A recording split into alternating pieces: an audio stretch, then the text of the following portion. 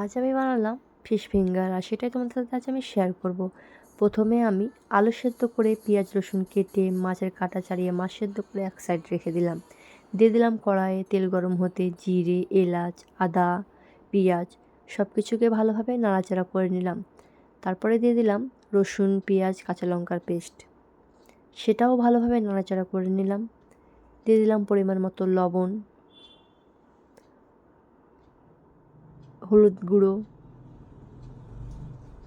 লঙ্কার গুঁড়ো, গোলমরিচের গুঁড়ো, জিরের গুঁড়ো এবং কাঠ, এলাচ, দারুচিনির গুঁড়ো। সব কিছু মাখা হয়ে গেলে, লাল লাল হয়ে গেলে দিয়ে দেবো মাছ। সেটা ভালোভাবে নাড়াচাড়া করে দিয়ে দেবো আলু সেদ্ধ। সব কিছুকে ভালোভাবে রেখে ঠান্ডা করতে দিয়ে দিলাম। করে নিলাম পাউরুটির গুঁড়ো, মাছটাকে ভালোভাবে আকৃতি দিয়ে দিলাম। দিয়ে দিলাম ডিম, ডিমে আমি দিয়েছি লবণ, হলুদ, লঙ্কার গুঁড়ো এবং সেটাকে এভাবে লাল লাল করে ভেজে নেব। ভাজা হয়ে গেলে রেডি আমার ফিশ ফিঙ্গার। আশা করি তোমাদের এই ভিডিওটা ভালো লেগেছে। ভালো লেগে থাকলে অবশ্যই লাইক, সাবস্ক্রাইব করো। Tata, bye bye.